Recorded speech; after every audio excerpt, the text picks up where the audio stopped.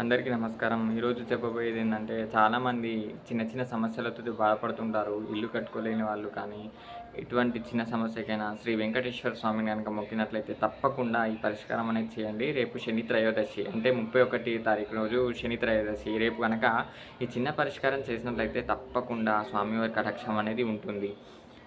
ఓం నమో వెంకటేశాయ.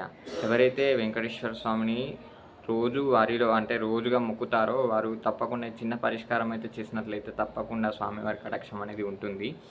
ఈ కటాక్షం ఏ విధంగా చేయాలి, ఆ స్వామివారి కటాక్షం మనకి ఏ విధంగా వస్తుంది అనేది మనం ఈరోజు చూసుకున్నట్లయితే, స్వామివారు కటాక్షం అనేది చిన్న పరిష్కారం చేస్తే వస్తుంది.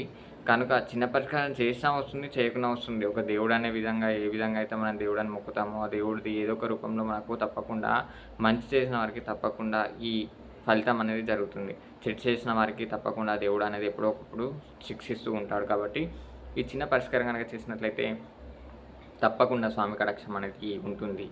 ఓం నమో గోవిందాయ. పరిష్కారం ఏంటిదంటే, రేపు శని త్రయోదశి కాబట్టి అందరూ ఒక క్లాత్, ఇంట్లో ఎవరైతే పెద్దవారు ఉంటారో వారు ఒక క్లాత్ తీసుకొని, వైట్ క్లాత్, దాన్ని గంధము పసుపు కలిపిన నీళ్ళలో ముంచి దాన్ని ఒక 5-10 మినిట్స్ కనుక ఆరబెట్టిన తర్వాత దాంట్లో 2 వక్కలు, ఒక 2 గాజులు కానీ, కుంకుమ, పసుపు, గంధము, పచ్చ కర్పూరము, 4 తులసి ఆకులు, వక్కలు, కుడుక, ఒక జాకెట్ బట్ట, అలాగే చిల్లర పైసలు, లక్ష్మీదేవి కాబట్టి ఒక చిల్లర పైసలు, అలాగే మీ తగిన తోచినంత డబ్బులు ఎంతైతే ఉంటాయో అంత మూట కట్టి దానిపైన అది మూటలాగా 3 ముళ్ళు వేసేసి దానిపైన గోవిందనామాలు కనుక రాసి, ఆ గోవిందనామాలు రాయండి. లేకపోతే గోవిందనామం కనుక వేసిన తర్వాత దాన్ని ఒక రాగి పళ్ళెంలో కానీ, ఒక చిన్న ప్లేట్లో కానీ కింద పెట్టకుండా దాన్ని ఫస్ట్ ఒక పీటలో కనుక పెట్టుకున్నట్లయితే తప్పకుండా ఆ స్వామివారి కటాక్షం అనేది ఉంటుంది. కింద పెట్టకుండా దానికి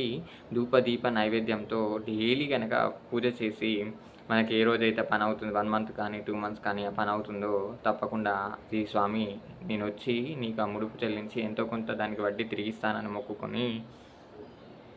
మొక్కుకున్న దాన్ని బట్టి మనకు తగిన స్తోమత 10 కానీ 20 కానీ ఎంతో కొంత తప్పకుండా స్వామివారికి ఇచ్చినట్లయితే తప్పకుండా దేవుడి కటాక్షం అనేది ఉంటుంది.